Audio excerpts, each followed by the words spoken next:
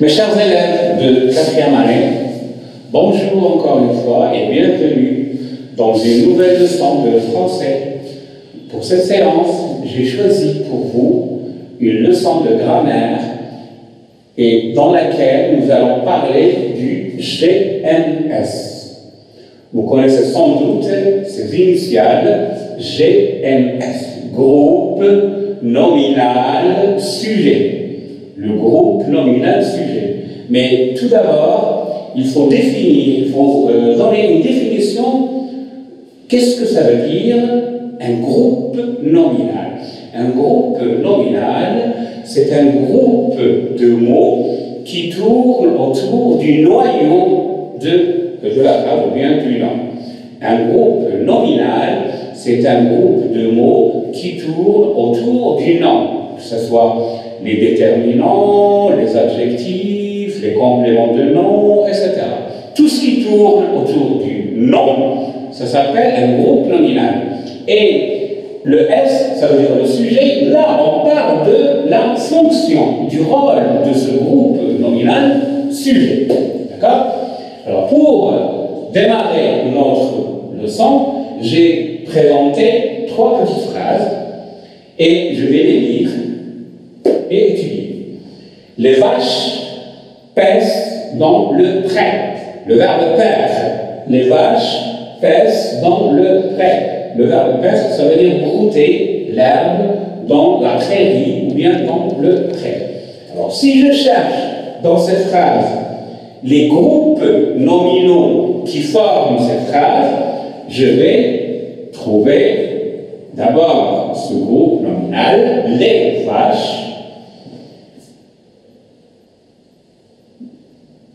le pré. Donc il y a 2 groupes nominaux dans cette phrase. Les vaches, le pré. Vous remarquez que dans ce groupe nominal, il y a 2 petits mots, le nom en lui-même et le déterminant. Le nom et le déterminant. Quelle est la fonction du groupe nominal numéro 1? C'est un sujet. Pourquoi je dis que les vaches, c'est un sujet, c'est un groupe nominal sujet? Parce que je vais poser la question suivante. Qui pèse dans le pré? Qui pèse? Bien, qu'est-ce qui pèse dans le pré? Ce sont les vaches. Donc, le nom qui répond, ou bien le mot qui répond à cette question est un sujet. C'est lui qui fait l'action dans la phrase. Ce sont les vaches qui pèsent dans le pré. Le deuxième groupe nominal, le pré, là, c'est un groupe nominal, mais qui n'est pas sujet. C'est un groupe nominal qui a pour fonction complément circonstanciel de lieu. Les vaches pèsent où? Les vaches pèsent dans le pré. Donc ce n'est pas un sujet. On regarde la deuxième phrase. Aujourd'hui, un bébé est né. Aujourd'hui, un bébé est né. Alors, j'encadre le groupe nominal, un bébé, et vous remarquez qu'il y a 2 petits mots, le déterminant et le nom lui-même. Alors, à votre avis, quelle est la fonction de ce que j'ai encadré? C'est un groupe nominal, puisqu'il y a un nom. Qui est-ce qu'il est? Qui répond à la question, c'est le sujet. Aujourd'hui, un bébé est né. Aujourd'hui, qui est-ce qui est? C'est un bébé. Donc, bébé, c'est un groupe nominal sujet. C'est lui qui fait l'action, c'est lui qui est né. Aujourd'hui est né un bébé. Je crois qu'il n'y a pas de différence entre les 2 phrases. Regardez bien. Il y a les mêmes mots, mais il y a un petit changement dans la place du sujet. Là, le sujet est placé avant le verbe. Et là, le sujet est placé après le verbe. Aujourd'hui est né un bébé. Et c'est une phrase correcte, en langue française, bien sûr. Alors, récapitulons. Le groupe nominal sujet, c'est un groupe de mots qui tournent autour d'un nom. Et quand on dit sujet, là, on parle de la fonction, du rôle de ce groupe nominal dans la phrase. Un groupe nominal sujet peut être, rappelez-vous, il peut être un nom commun, des vaches, un bébé, le prêt, etc. Un groupe nominal sujet peut être un nom propre, Ali, Michel, etc. Un groupe nominal sujet peut être un pronom, il, je, nous, elle, etc. Donc vous voyez là, ce sont les classes grammaticales du groupe nominal sujet. Alors on passe un petit peu à l'implication de ce qu'on a vu dans la phrase. J'ai écrit 3 petites phrases.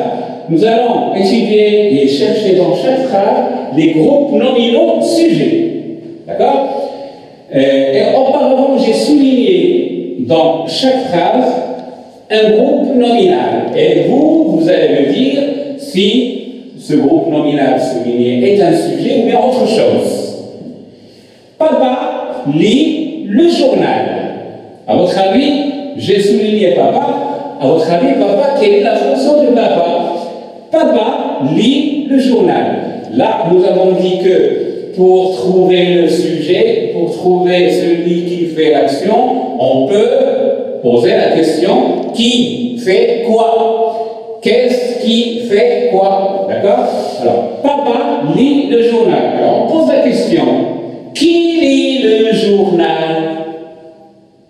C'est papa. Donc, papa ici est un groupe nominal sujet. Il est formé d'un seul mot, c'est un nom commun. Elle a cueilli un beau bouquet de fleurs. Vous voyez, j'ai souligné tout un groupe nominal. Et vous allez me dire si c'est un sujet ou bien autre chose. Un beau bouquet de fleurs. Le noyau, c'est le nom, fleur.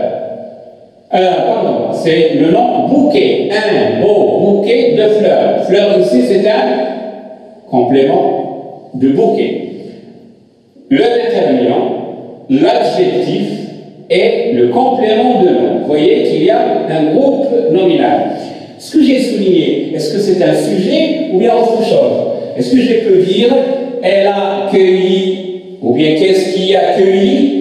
C'est les fleurs ou bien le bouquet qui a cueilli elle ou bien c'est elle qui a cueilli le bouquet? Donc là, ce n'est pas un sujet, c'est un complément d'objet direct. Un complément d'objet direct. Le sujet, le voilà, c'est un pronom personnel. Le train transporte les voyageurs. Dans cette phrase, j'ai souligné 2 groupes nominaux. Le premier, le train. Le deuxième, les voyageurs. À votre avis, qui fait quoi? Qui transporte les voyageurs? Qui transporte les voyageurs? C'est le train. Donc, le train, c'est un sujet. Voilà donc, mes chers élèves, avant de vous quitter, j'espère que vous ferez l'exercice, un petit exercice numéro 4, la page 185, il est très facile. Et bien sûr, comme d'habitude, écrire la règle sur le cahier de notes. Au revoir et à bientôt.